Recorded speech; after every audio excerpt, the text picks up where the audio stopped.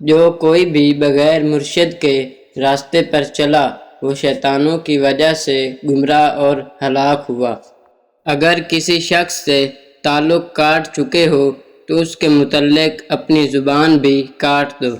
جو درد تم محسوس کرتے ہو وہ پیغامات ہیں، انہیں غور سے سنو۔ پچھلی رات میں نے سیکھا کہ اللہ کا عاشق کیسے بنا جائے۔ اس دنیا میں رہنا اور کہنا کچھ بھی میرا نہیں۔ زندگی ضرورت کے مطابق گزارو، خواہش کے مطابق نہیں۔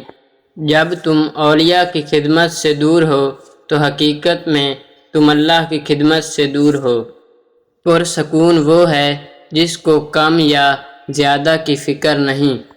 اچھے ساتھی کو چھوڑنے کے نتیجے میں برا ساتھی مل جاتا ہے۔ وفا ایک ایسا دریا ہے جو کبھی خشک نہیں ہوتا۔ اگر تم راہ عشق کے مسافر بننا چاہتے ہو اپنے آپ کو عاجز بنا لو، جیسے راکھ اور دھول۔ حضور اکرم کی محبت میں اگر جان بھی چلی جائے تو یہ گھاٹے کا سودا نہیں۔ تمہاری پریشانیاں تمہاری بے ادبی، ناشکری سے جڑی ہوئی ہیں۔ تم جتنا زیادہ خاموش رہو گے اتنا زیادہ سننے کے قابل ہوگے۔ اپنی روح کو تلاش کرو، اپنے دل کو صرف ان ہڈیوں میں نہ رکھو۔ تمہاری اصل ہستی تمہاری سوچ ہے، باقی صرف ہڈیاں اور گوشت ہے۔ لوگوں سے ان کی عقلوں کے مطابق گفتگو کیا کرو۔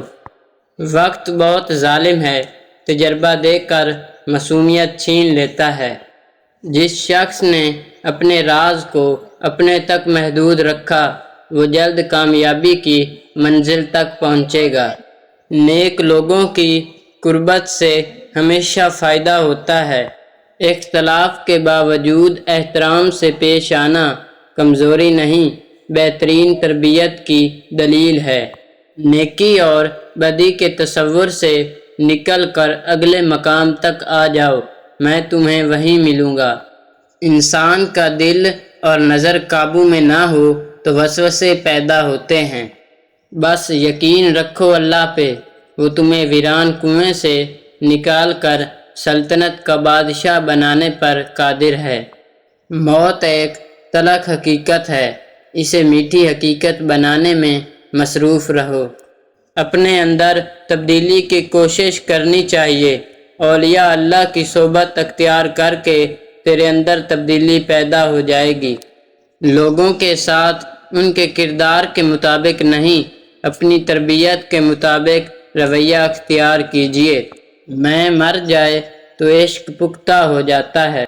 اچھی صورت دل کو متاثر کرتی ہے اور اچھی سیرت روح کو۔ اکیلے رہنا بری صحبت میں رہنے سے بہتر ہے۔ اللہ کے خزانوں میں سب سے قیمتی چیز راہ ہدایت ہے۔ چہرے کا رنگ دل کی حالت کی علامت ہے۔ خاموش رہو، صرف خدا ہی تمہارے دل کا بوجھ ہلکا کر سکتا ہے۔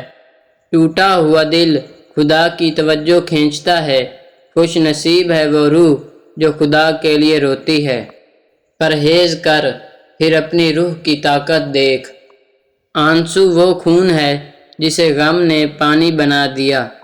جب دنیا والے تمہیں گھٹنے ٹیکنے پر مجبور کر دیں تو یہی بہترین وقت ہے سجدے کا۔ کسی بھی چیز سے پریشان ہونے کی ضرورت نہیں ہے۔